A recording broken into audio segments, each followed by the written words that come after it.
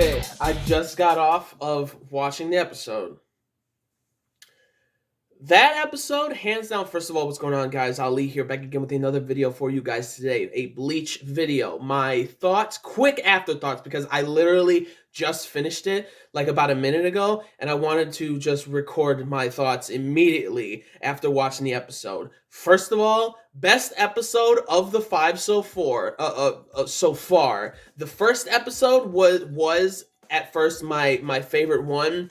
And then the moment this one came, I'm like, bro, everything with Byakuya himself and Asnod, like, you know, fighting him and telling him about fear and stuff, and then seeing like the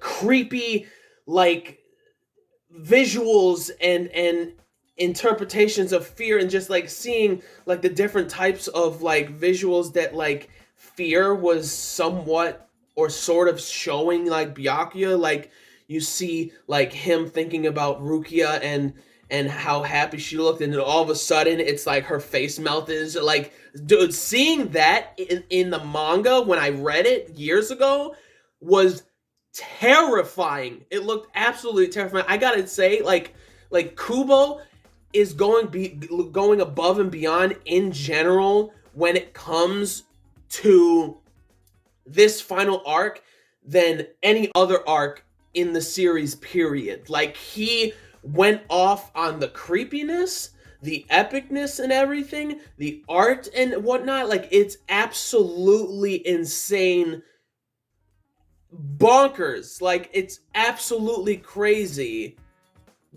like with just the art itself and stuff. And like this episode, like showing the different types of like, you know, interpretations of like visuals and stuff that Byakuya was seeing and stuff. And then like also like, you know, Asnod talking to him about fear. Like, true fear is like the feeling of like all like thousands of like flies going up your body and shit like that. And like literally seeing that visual was terrifying. And then him getting like taken out, like almost taken out by his own Bankai was just so sad and heartbreaking to see that.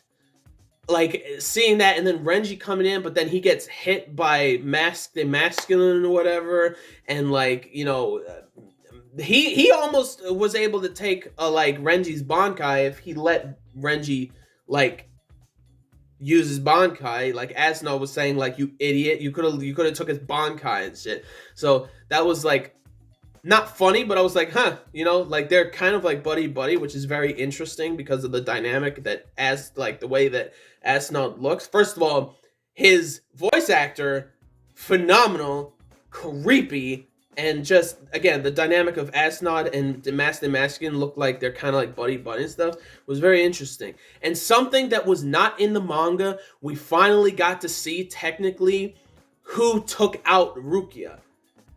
And it was like, manga readers know, obviously, that immediately when you got to see that person's hair color, you knew exactly who that was. And I'm not going to mention anything or, you know, for anime only and stuff, but immediately seeing that, I'm like, okay, that character, for some, like, sort of understandable that Rukia just, like, got taken out just like that, because her power is literally that word. So, but anyways, like, that was just very cool to finally get to see that and everything.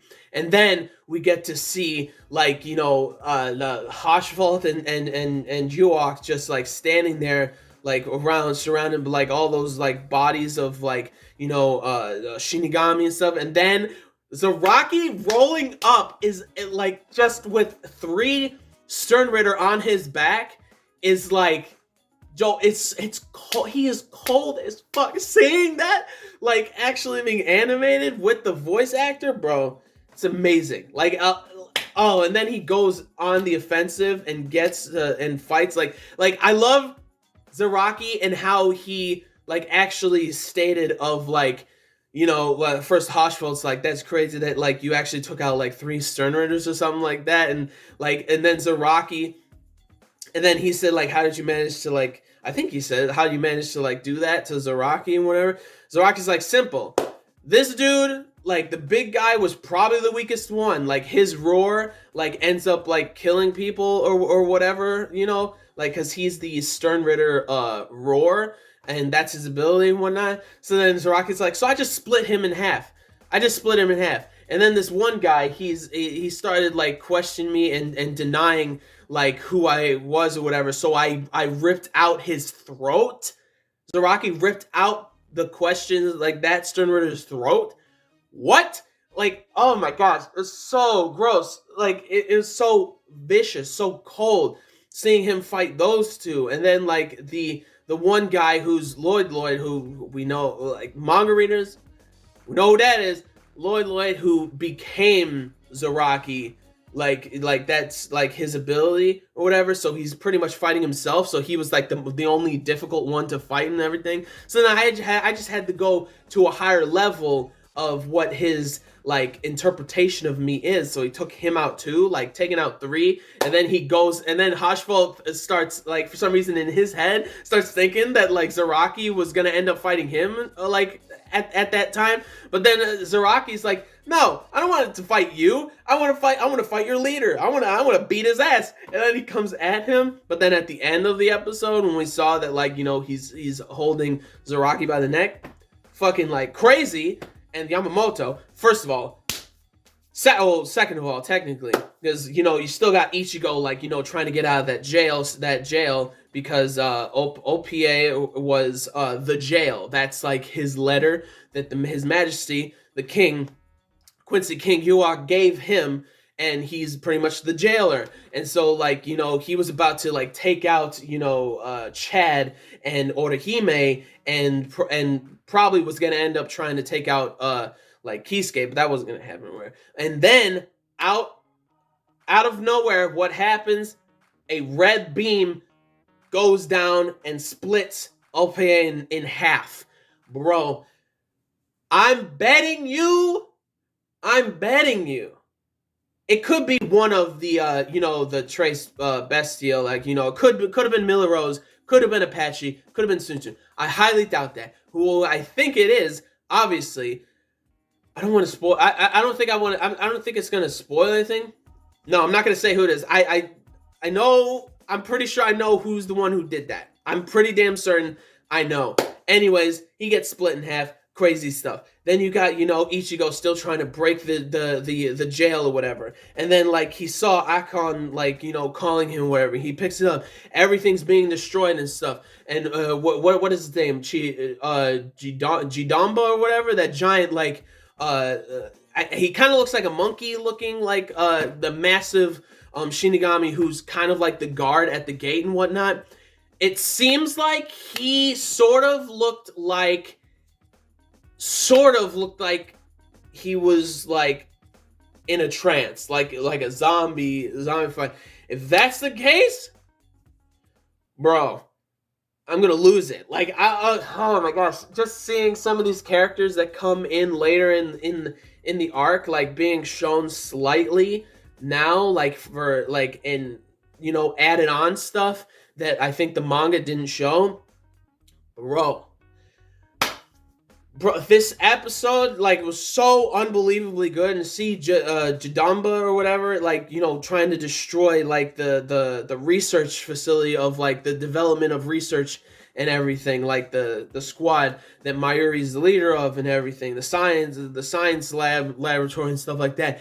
He's just destroying everything, and all those scientists are trying to get out, and then Akon like was able to escape with a few of his like, you know, subordinates or fellow like, you know, scientists or whatever, to get things going for Ichigo and finding out what the hell's happening and whatnot. And then you got all this stuff fighting, and then you got this amazing like Yamamoto coming in, easily deflecting this javelin that we find out this guy who's the overkill. He got the appointed the overkill by His Majesty, which, like, you know, every time he kills somebody he gets stronger. And so like he's the one who took out like 100 plus, like, you know, people from, I believe, Squad 1 or whatever, from the first, I believe, was it the first episode or the second episode, you know, when the Wandenreich, you know, declared war and everything. Like all those people. I'm pretty sure that he was the one who probably killed all of them, and he's the one who stole Sasakibe's Bankai. I bet you 1,000,000% Yamamoto was trying to figure out exactly where or who took his Bankai, like Sasakibe's Bankai and everything. And then finally, he sees him, or he finds out that this dude, this Stern Ritter, took his Bankai, or took Sasakibe's Bankai, and like seeing it, what was happening, like him using the Bankai on Yamamoto, and him standing there, and then seeing that flashback, dude, and then knowing that like that second cut was from Sasakibe's Bankai when he did that like sparring match with Yamamoto and everything. I thought that was absolutely fire. Like the whole thing was fire. Everything went silent when Yamamoto was being struck by like the Bankai that guy stole from Sasakibe. It's like you hear it like,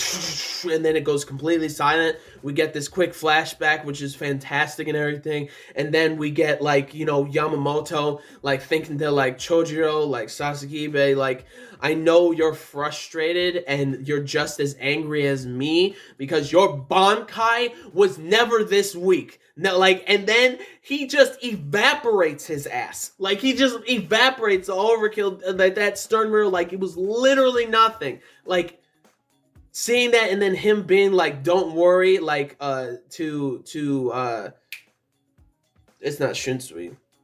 No, it's not Shinsui, but like talking to the lieutenant. I keep, there's so many names in Bleach that I keep like forgetting the names or whatever. But like, I don't know. I'll remember like Kensei's lieutenant and everything. Like seeing him being like, "Do not worry, I'm gonna incinerate the entire rebel army and stuff."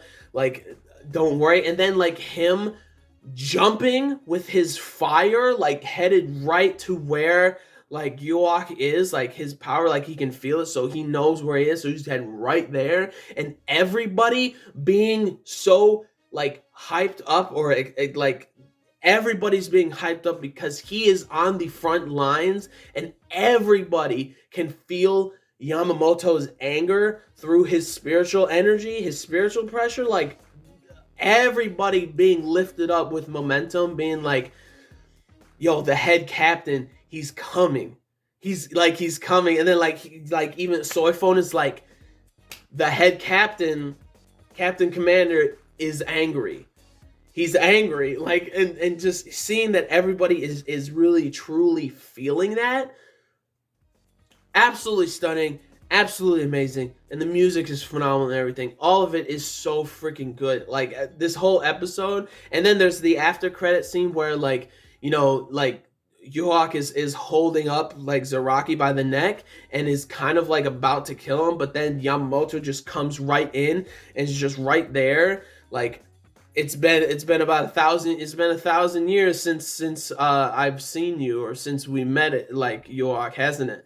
Like, and then he's like, I've come here to take you out, or take all of you out, or kill you. Like, bro, like, next episode's gonna be amazing. I'm so hyped. I'm so excited. Like, it's the next episode is called Fire. The Fire, bro. Yamamoto. It's gonna be all about him, and I'm ready for that shit. Like, it is going to be absolutely phenomenal, and like, it's gonna be so good. I'm also excited to see like who exactly, you know, helped take out Opie in Hueco Mundo. You know, how he was about to kill like Orihime and Chad, and then possibly try to kill Kisuke or something like that. So like, just to see that, like, and then that he literally gets split down the middle. So I'm pretty damn certain I know who that is. But we'll just wait and see the next couple episodes and stuff. It's gonna be so good. It truly is going to be absolutely amazing. It's not even halfway through the season yet. Next episode, it's going to be halfway through the season. Like, it's gonna be amazing, dude. Like, what are they gonna do in the next like next like 4 or 5 episodes? Because I think the first invasion might actually end up being done in the next like 3 episodes, maybe, or something like that, bro. And oh my gosh, and then like the ending of this like part one of this arc. If my suspicions are correct, it's gonna be probably one of the best mini arcs period of Bleach that's coming, and I'm hyped and excited for all of it. It's gonna be so good. And then also seeing again, like, you know, Rukia, that's anime only. We know exactly now who Rukia was fighting before she got taken out and stuff. Because in the manga, she was taken out, but we never saw anything of who took her out and stuff. But this episode, a quick glimpse at who took her out, and like, it's so good. And then Jidanba or whatever, like seeing him like that. Suspicions on who actually you know, fought him and is making him do that stuff. A lot of suspicions on a lot of different fronts and everything, and I'm excited to see like a lot more. It's gonna be so. It's good. It's good. It's good. It's good. It's gonna be amazing next episode. I have a feeling next episode is gonna be one of my absolute favorites and stuff. But anyways, that is it for this episode and everything. And just like, man, I'm hyped and excited to see like the Shinigami like somewhat have like a good comeback of like fighting and everything, because like it's like a one-side fight right now, and it's just like it's kind of like somewhat heartbreaking. But then at the same time, you see all of these, because the captain commander is out there going on the front lines now, everybody's like, oh shit, like they can literally feel him all throughout the Serite, all throughout like Soul Society, and them being so motivated when their captain commander is out on the front lines, and nobody's ever seen this before, nobody's ever seen him this angry before, and like it's so cool to see it animated and everything. And it's just like, you know, just like even like Hitsugaya and Rangiku's like, we can't be lying down at this time when, you know, our captain commander's out here right now and stuff. And it's just cool. It's just cool. And then Shinsui saying that like, if it feels like he's scolding me, saying that like, why are you like, you know, acting like a coward and stuff. And then him going after, like, it's gonna be good.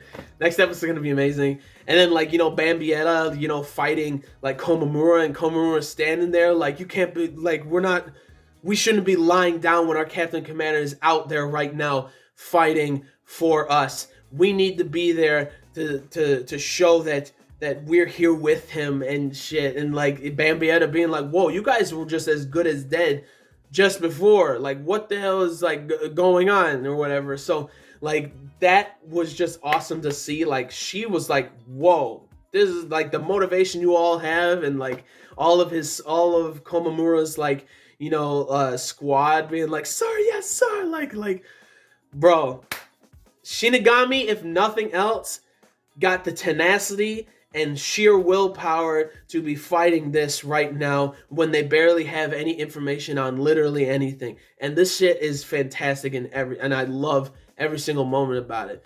But that is it. That's all I gotta say for this episode.